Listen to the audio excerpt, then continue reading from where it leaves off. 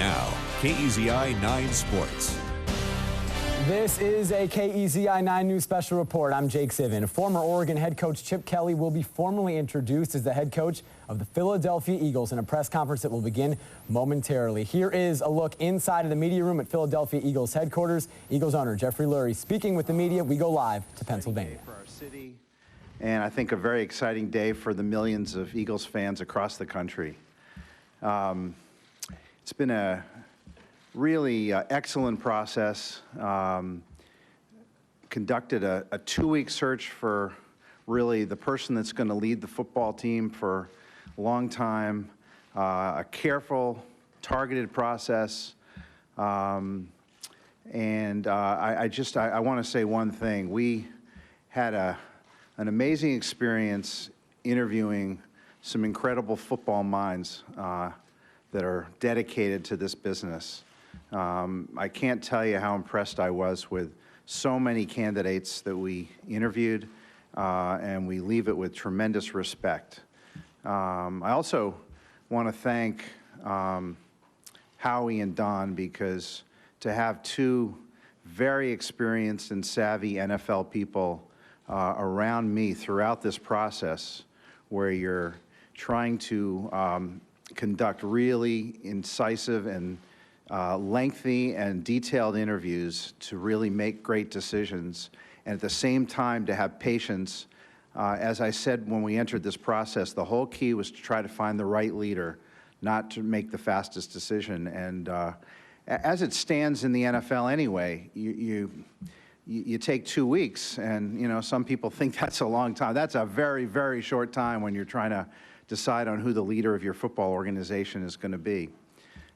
So that being said, we really were able to circle back with Coach Chip Kelly, and we had an outstanding interview with him on January 5th at the Four Seasons Hotel in Scottsdale, and it lasted, I think, about 9 hours, and it was just incredibly impressive. We had, of course, studied Chip for a long, long time, as many, I'm sure, in this room have, and everything we had ever heard was just so true, but you never know until you really meet the person and understand their personality and their obsession with football and their football intellect, their overall intellect, and their strategy and vision going forward. It was an outstanding 9 hours. We learned a lot, and we always had the idea that we were going to maintain a strong relationship with Chip no matter what. We were told that by the end of, I think, the same day, that it was really a simple question for Chip. He was either going to come to the Philadelphia Eagles or he was going to go back to Oregon, and that was really it. And at that point, we learned, I think the next day, he was probably going to go back to the University of Oregon, but we kept in touch, and I got to give Howie a lot of credit, because Howie and Chip have mutual friends, and they kind of alerted us the fact that, you know, this was a great match, and Chip was really torn, and things kind of reached you'd say a crescendo in some fashion about 48 hours ago, and we were really committed to seeing whether we could welcome Chip as our new head coach. So with that, I'm going to allow you all to welcome Chip as the new head coach of the Philadelphia Eagles. Thank you. You're welcome.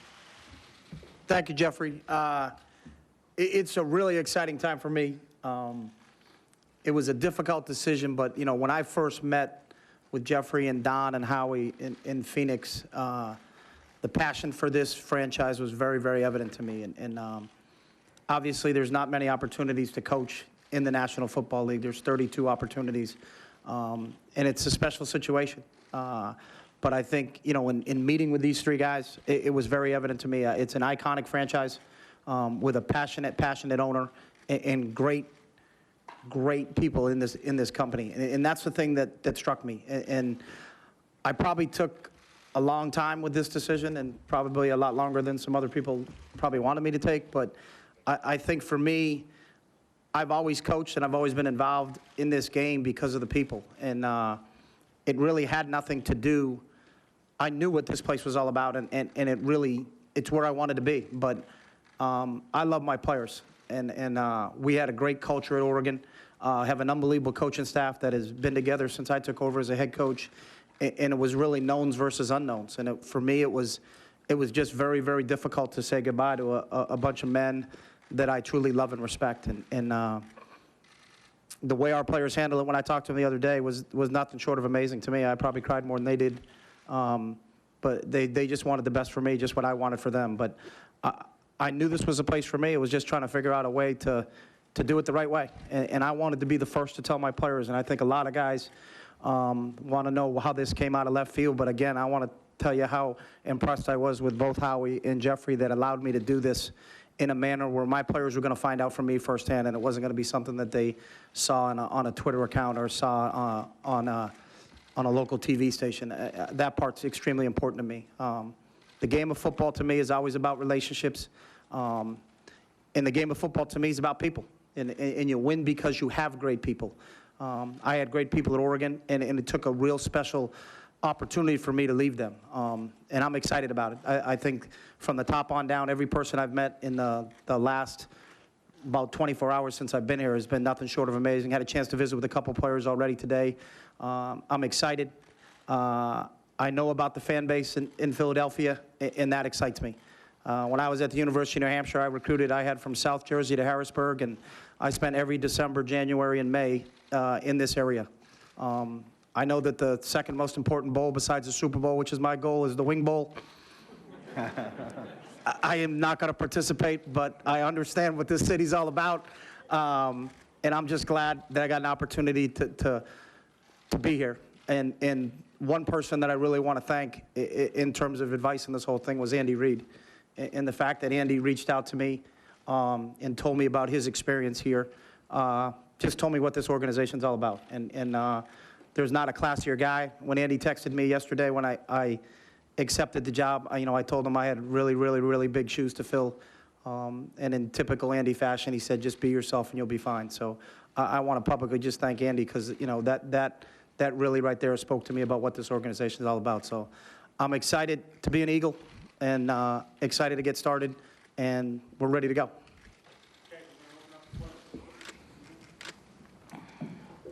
Chip, Ruben Frank, Comcast Sportsnet here in Philly. You're the first coach in about 12 years to come to the NFL with no coaching or playing experience in the league. What gives you the confidence that you can make the adjustments necessary to make it work at this level? Football's football, and this is football at its highest level. But it's still a game. It's played 11 on 11. It's about putting together a great coaching staff, having a great organization behind you, and having great players. And ultimately, whether it's in high school football, college football, professional football, it's a personnel-driven operation. And I know, in the experience I've had, is trying to figure out is any way we can to put our players in the best situation when they have an opportunity to be successful. And that's what this game comes down to. Are there a lot more cameras around? Yep. But that's what this deal's all about. But it's still the game of football. It's X's and O's, and I understand that aspect of it. Coach Merrill Reese, CBS Radio. How far are you in the process of trying to put together a staff? Right in the middle of it.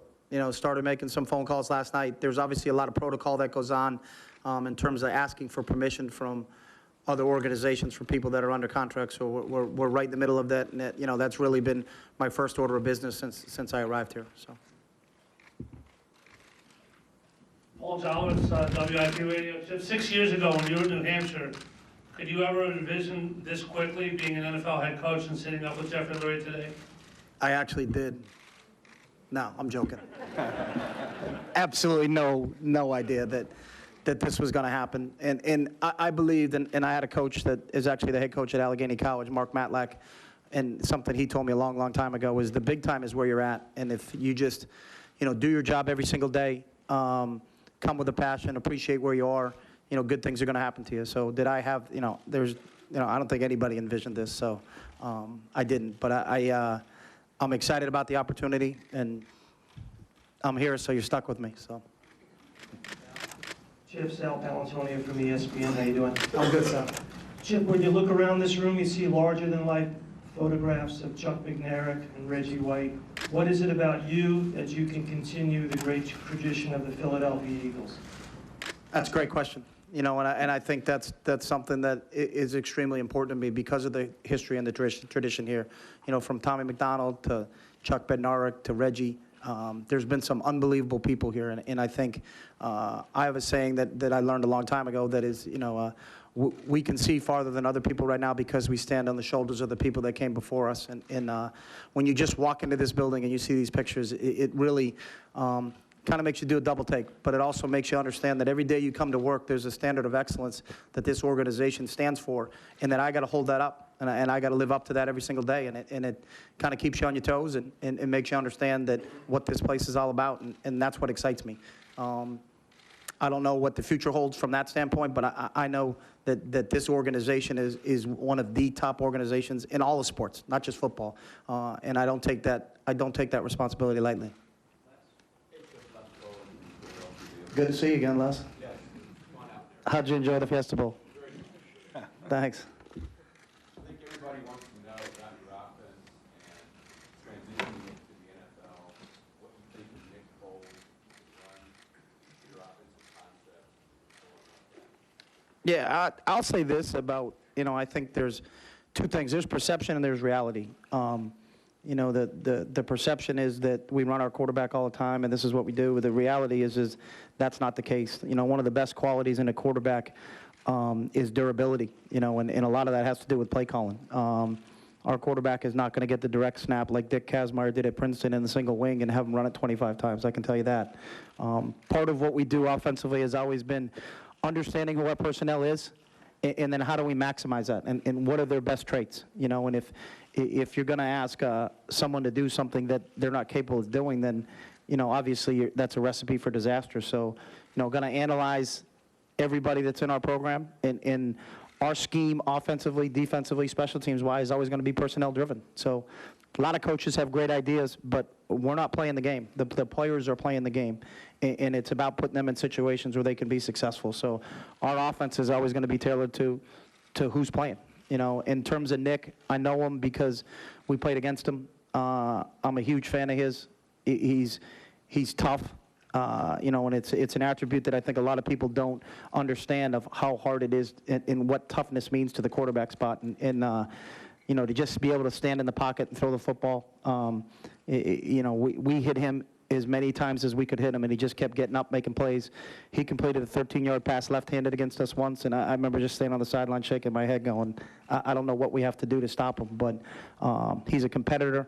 He's accurate. So I'm excited about that, and I'm excited for everybody in this program. I want to take a look at all of our personnel and try to make an opinion of what I think of them after seeing them on tape, but I don't have any preconceived notions because I don't think you know, that's the way to go about it. So I'm in the process of studying everybody that we got on the team right now and looking at the film and making an evaluation of what direction we're going to head here. So. Hey, Chip. Bob Groats, Delaware County Daily Times. Welcome. Having said all that about the offense and the quarterback position, is a guy like Michael Vick, a veteran who's been around, off the top of your head, is there still a place for him in say, like your offense? How are you going to deal with that? Yeah, you know, I'm going to look at everybody. If you can throw the ball and run, I'll take you out there. You know, I don't know if you're the next Vince Papale, but I'll tell you right now, we're going to look at everything we can do to put the best product on the field, and that's what it's all about. And I've followed Michael's career. I understand what a talent he is, but there's nothing that's on the board right now. There's nothing that's off the board right now. You know, our sole focus and goal is that we're going to put an offense on the field that's got to score points, and that's basically what we're going to do. And whoever that is, I don't know that. You know, I got to make, you know, get our staff together, make that evaluation of who it is and how we get that personnel out there. But, you know, there's nobody ruled in, there's nobody ruled out at this point in time. Florida from 97.5 The Fanatic and TakeItToTheHouse.com. Coming off of a 4-12 season, there was a lot of finger pointing with some of the veteran players in terms of maybe not giving maximum effort down the stretch of the year. What's your message to your players, and how do you intend to change the culture in the locker room? I can't speak to anything that went on before here because to me, I wasn't here. So my message to our players, I had a chance to meet a few of them, is you know, we have one goal, and our goal is to get to the Super Bowl. And we're going to find a bunch of guys that are like-minded individuals that understand that the game of football is played by everybody. It's not an I deal. It's a team deal, and that's the thing. And you study the teams that win, whether it's at the high school level, the collegiate level, or in the National Football League. It's the best team wins, not the team with the most talented players. And we're going to surround ourselves with the best team, and that's our charge as a coaching staff, and we understand that, and our players will certainly understand that when I get a chance to and an opportunity to meet with those guys. Thank you. What was it about the Eagles in terms of the setup here that made you decide this was the right thing for you after first? You mentioned the answer to, you know, making the move, but finally said this was the right move for you. The people in the organization, you know, as I said earlier, the hardest thing for me to leave Oregon was because of the people. And for me to leave, there had to be people here. And you know, in the time I met with Jeffrey and Howie and Don, it was, you know, very evident to me of their passion, very evident to me of their commitment. And that was a no-brainer, you know. So I knew it was a great fit from the Saturday we had the meeting. It was just, can I leave what I have, you know? And it's, you know, it's sometimes you have to leave the nest to better yourself, or leave one nest as a duck and go to another nest as an eagle. But I think the people in this organization, it just, and when an Andy Reid tells me what it's like here, and Dick Vermeil, who I had a chance to speak with, you know, and there's a lot of people that I spoke with, and every single person just came back, kept saying the same things about the organization. So again, my decision was based on nothing to do with any trepidation about this organization. I wanted to be here. It was just, you know, my players, and I'm not going to get emotional again, but I mean, I love those guys, and I love our staff, and the people at Oregon gave me an opportunity when I was at New Hampshire, and that meant a lot to me. So it had to be something special for me to leave. So. Over the last couple of years, you've obviously thought about making the jump to the NFL. We've seen some college coaches in the past, when the going got tough in the NFL, they went back to college. For anybody that would question your commitment, what do you say about your level of commitment making this jump? I'm all in, you know. I think it was Cortez who burned the boats. So I burned the boats. I'm not going back. So, you know, I'm in. I'm an NFL coach, and this is where I want to be. And if there was any indecision in terms of I didn't want to be in, then I wouldn't have made that. I wouldn't have made the jump. But you know, I made the jump, and I'm here, and I'm excited to be here. Hey, Chip, Zach from Philadelphia Inquirer. What's your role in putting the roster together, acquiring personnel, and who's in that final say in that process? My role is right now is clearly defining what we want, you know, and just what is a cornerback? What are we looking for? Well, you know, what's the height? What's the weight? What's the speed? What's the makeup of each individual position here? And then in collaboration with everybody, you know, not one person can do it all. And you know, I mean, I've heard questions about that I want control over this, control over that. That was never been an issue, never is an issue for me. I'm a football coach, you know, and I'm not a general manager. I'm not a salary cap guy. I coach football, and I need people that can go out there and say, hey, this is what you want. These are these people, and it's going to be a collaboration. You know, we're all going to be on the same page, but I got no delusions of saying that, you know, I want all these different titles. I just want to coach football. Chip, welcome to Philadelphia. Jeff Skaversky, 6ABC. When you look at this roster, whether it's Michael Vick, whether it's Nick Foles as your quarterback, when you look up and down this roster, for a team that has struggled, do you think they have the players right now, right here, that can win? I'm still in the process of evaluating that, but the one thing that attracts me about the roster is the youth. It's one of the youngest teams in the league. You got to watch about 3 plays to understand the speed, you know, and you know, youth and speed are 2 things you can't coach. So I'm excited about that. But I believe we can win, you know, but it's a matter of really, you know, I'm not a guy that's making predictions, I can tell you that. So I'm not giving you a number, or I'm not giving you where we're going. I'm about the process, and I'm about going through everything deliberately. And I enjoy the process. I embrace the process. So, really taking our time and making a thorough evaluation of who's on our roster, what can we do to upgrade this roster, and can't wait to get these guys in OTAs and get going. Jeff McLean from the Philadelphia Inquirer, right in the front row. I got you. Oh, thanks. How you doing, man? I'm good. As an offensive-minded coach, how involved will you be in defense? And can you tell us what kind of defensive coordinator you want to have? What kind of defense do you have? And do you want to switch to a 3-4? I'm involved in everything in this football program from a football standpoint. So what do we do on defense? What do we do on special teams? What are we doing offensively? Who we're putting in situations to make plays. That's all part of it. But specifically on game day, I don't believe you can have someone micromanaging you. When I was an offensive coordinator, I was fortunate that when I was an offensive coordinator, the two head coaches that I coached for allowed me to work. We'll have discussions during the week about where we're going with things, but on game day, those guys have to be able to not worry about who's second-guessing them and who's over their shoulder. And if I do have to second-guess them and do have to be over the shoulder, then I hired the wrong person. So in terms of what do we want to be, we're going to be an attacking style defense. It's going to be a group of people that dictates the tempo of the game. What that spacing is in terms of, is it a 4-3 spacing, 3-4 spacing? I think it's, again, looking at our roster and understanding who we have the opportunity to bring in here. I can't tell you that, hey, we're going to be this or we're going to be that. No, but I know the style of football that we want to play, and I know the type of football players that I want to have out there. They're going to play fast, and they're going to play hard, and we're going to finish plays. Martin Frank, Wilmington News Journal. I kind of want to ask you something along the lines of defense, like just kind of what your background is defensively and how much you had to convince, Jeffrey, Don, and Howie about your, ability to coach defense. I understand defense. I started out in college on the defensive side of the ball. I think it helps you to get a great feel for what goes on that side of the ball, what goes on the offensive side of the ball. I was fortunate early in my coaching career to coach a lot of different positions. I never, it wasn't totally by design, but I never wanted to just get pigeonholed as I'm a this. I just consider myself a football coach, and I got a passion for the game. I got a thirst for the game. And it helped me, and the better that I understand it, starting off on defense helped me become a better offensive coach because I understand what's being taught over there. So I feel like I've got a pretty good, well-rounded background from that standpoint, both offensively and defensively and special teams. Hi, Coach. Here, Nick here from the Hometown Morning Call. What's your feeling on going away to training camp the way Andy used to do it, and do you plan to keep on going to Lead High?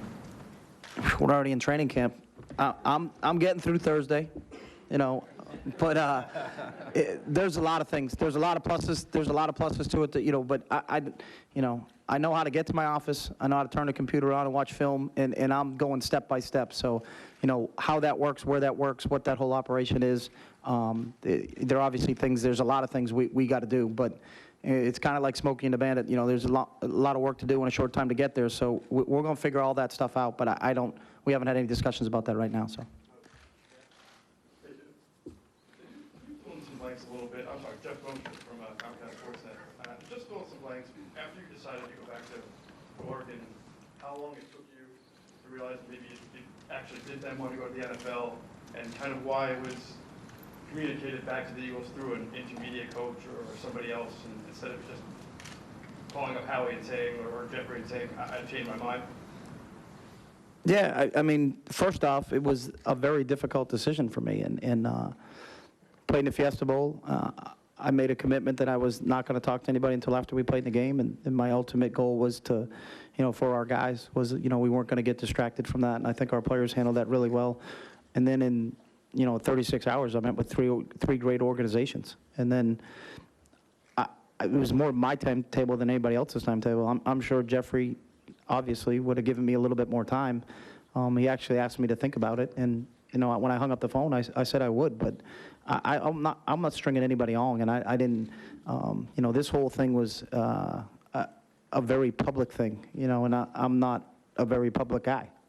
So part of that was an interesting thing for me, but I made my decision, and I was comfortable in terms of it because of where I was going back to, you know, and if the worst thing in my life was that I was going to be the head football coach at the University of Oregon, I think a lot of people would trade places with me because it's a really, really, really special place. So, you know, I was going back, working, doing those things, and then asked just to think about it again, you know, and I know Jeffrey and Howie had reached out, talked to my agent, you know, just said that, you know, they'd still be interested, and all I said at that point in time is I'd think about it, you know, and I think actually, in hindsight, it benefited me because I wasn't under the microscope. I wasn't kind of, you know, do I have to make a decision now? Do I have a timetable? And when I did talk to Jeffrey, you know, I said, for me, I want to come, but I want to do this the right way, and I wanted, to me, it was about how do I handle the people back at the University of Oregon, and how do, as I go through this process, if I'm going to leave, what's a scenario that my players hear it from me? They're not going to hear it from somebody else, you know. I think people used to say we live in the information age. I think maybe we live in the information overload age now, so it's tough, but there's a very, very human side to the game of football, and that's what attracts me to it. And it was more of me making a human decision of that I'm going to look my players in the eye, and I'm going to be the first to tell them, you know, how much they meant to me, and how the reason I got this job is because of them. You know, and I certainly understand that. You know, if we were 7-46 over the last 4 years, people aren't talking to me. But I've never taken a snap. I've never played it down. I had a group of kids there that meant a lot to me, and it told me a lot about this organization that they let me do that. And the fact that no one knew about what was going on and they gave me time to think just told me more about what a special place this was. And then this is what I want to be, and this is why I want to be in this organization, because they do things the right way. Did the ongoing continued investigation into Oregon's program factor into your change of heart at all? No, not at all. It didn't. We fully have cooperated with them, and will continue to fully cooperate with them, and that had no factor in my decision.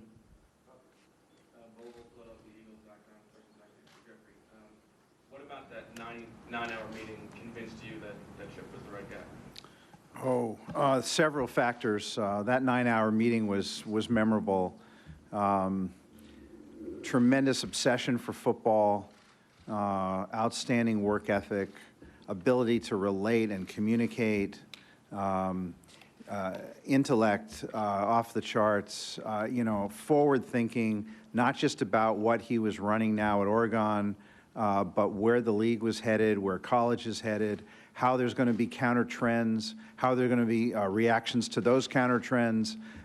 Just somebody who was not only on the cutting edge of football today, but saw that there's going to be reactions to that and what to do going way past that.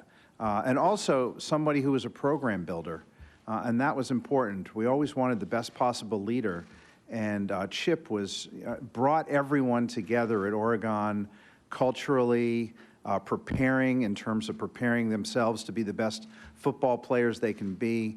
Organizationally, he just had it all. So after those 9 hours, it was pretty clear what we had in Chip Kelly. Hey, Chip, Paul Domowitch from the Daily News. Tony Dungy said in an interview this morning on radio that he thought the playoff success of quarterbacks like Colin Kaepernick and Russell Wilson might have helped change your mind about coming to the NFL. Is that true? And also, how excited are you about employing some of your offensive concepts at this level? That didn't, I mean, obviously those guys, we played against Russell in the Rose Bowl a year ago, and know what a talent he is. And obviously, I have a couple of my former players, Michael James and Will Tuquafa, on the 49ers team, and I know Jimmy real well, so I follow their organization. So, but that's not a determining factor for me. And again, I'm not married to, do we have to do this? You know, I guess the best way for me is I'm an equal opportunity and scorer. So we'll score any way we can, you know, and it's all based on what our personnel is. So I'm not married to trying to take a quarterback who can't run and make him run, or take a quarterback who can't throw and make him throw. It's put your players in the best position where they have an opportunity to be successful, and how do we score points? And that's what the game of offensive football is all about, is scoring points. And how they get the ball across the line, that's not the deal. It's not about style, it's about substance, and it's how are we going to score points. Hey, Jared Gunn from Comcast Sports Network back here. I got you.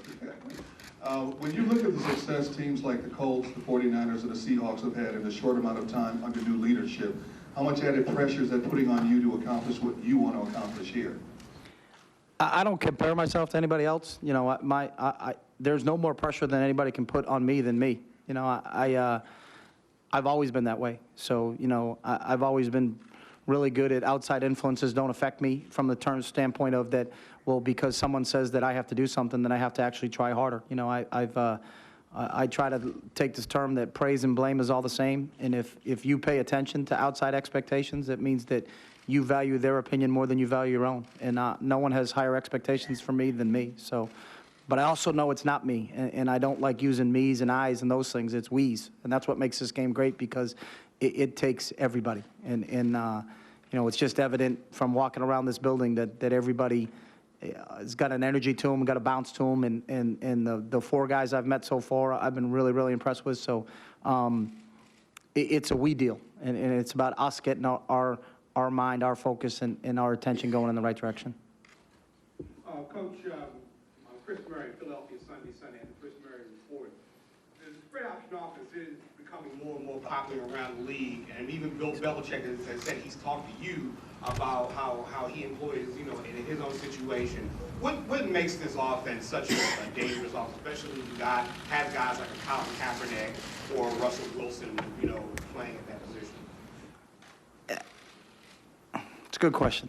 I guess the one thing is that people want to paint a brush and label an offense in one word. What Bill does in New England with Tom Brady is not a spread option offense. If someone tried to make Tommy run the zone read, I think you'd get fired, to be honest with you. You need him to sit back in the pocket and throw the ball. He's one of the all-time greatest quarterbacks ever. So there's a lot of different facets. And for us, it's about what tools do we have in our toolbox and what tools can we use based on the players that we have. So, you know, I think what Jim Harbaugh's done in San Francisco or Pete did at Seattle is that they identified the strengths of Russell Wilson and Colin Kaepernick, and they played to them. Mike Shanahan did the same thing with RG3, and they played to their strengths. You know, it's no different than what the Colts did with Andrew Luck. It's no different than what Denver's doing with Peyton Manning. It's no different than what the Patriots do with Tom Brady, is that, you know, any great coach identifies what their personnel is and then puts them in positions to be successful. And you got a wide variety of talent at the quarterback spot and those guys I just mentioned. But I think every team, when you look at them and really truly study them, is they're putting their guys in positions where they can be successful. And what they do in one offense is, you know, drastically different than what they do in another. And I guess it's trying to paint a brush and say that all those guys are doing the same thing. It's not. You know, some people it's a pace. Some people it's a run scheme. Some people it's how they're throwing the ball. You know, there's a lot of different components to it. But again, for us, it's in how we will approach it here is we're going to put our players in the best position to score points. Last question. Tim McManus from 97.5 of Philadelphia Magazine. As you're getting accustomed to the NFL, who are you going to lean on? Should we expect maybe a more veteran assistant staff as you kind of learn the ropes here? We're going to, for me, put the best staff possible together that has the same exact vision that I have. And I believe alignment's huge. You know, and we all have to understand what our vision is, how we want this football team to look like, and then coach it like that every single day. And obviously, you got to rely on people that have been there before that can kind of show you the ropes and understand that. So, is there one particular person? No, I think it's again a collaboration and a collective group, and that's what we're in the middle of the process doing right now, putting together, you know, what in my opinion, and really has to be my opinion of what is the best staff that's going to coach in the vision that I have for us to be successful. Okay. Thanks, Coach. Thanks, Jeff. Thank you. Thank you. We're going to break up for one-on-one there. Chip Kelly's introductory press conference as the head coach of the Philadelphia Eagles, lasting just about a half hour. Kelly talking about everything from his departure from Oregon all the way to what he plans for Philadelphia, saying that it took him a week, 10 days to decide after the initial meeting with Philadelphia because he loves the people in Oregon so much. He loved his players. He said it was a personal, human decision that led him to leave Oregon, but that he was sold on the Eagles from day one, from his first meeting with Philadelphia. the day or 2 days after the Fiesta Bowl. Really quickly, we'll go over the timeline of yesterday when Kelly became Philadelphia's head coach. Yesterday morning at 7:15 a.m., Kelly called Oregon Athletic Director Rob Mullins to tell him he had changed his mind and taken the Philadelphia Eagles head coaching job. He then met with his players in what we are told was an emotional meeting at Oregon's football facility, the Casanova Center. This is video of Kelly leaving the Cass Center for the final time just after that meeting. Kelly then went to the Eugene airport where he spoke to us and the Eugene media, possibly for the final time in Eugene, saying that it's an exciting time for him and it's a sad time. Then he hopped on a private plane. It took just 4 hours for Kelly to leave this world behind and arrive in his new hometown of Philadelphia. And this morning, the first time, was not the first time that Kelly spoke with the media. He did so last night briefly, right after landing at the Philadelphia airport. Again, Chip Kelly formally introduced as the head coach of the Philadelphia Eagles in a press conference in Philadelphia that just wrapped up, about a half hour long, on KEZI and Newswatch 12 News at 5, 6, and 6:30. We will have full coverage of Kelly's initial press conference with the Philadelphia Eagles. Also, we will re-air the press conference at 11:35 on KEZI 9+ later tonight. You can also find it on our website, KEZI.com, KDRV.com later in the afternoon. And as always, ongoing coverage on Twitter, Facebook, and online as Chip Kelly leaves Oregon to become the head coach of the Philadelphia Eagles. Now back to your regularly scheduled programming.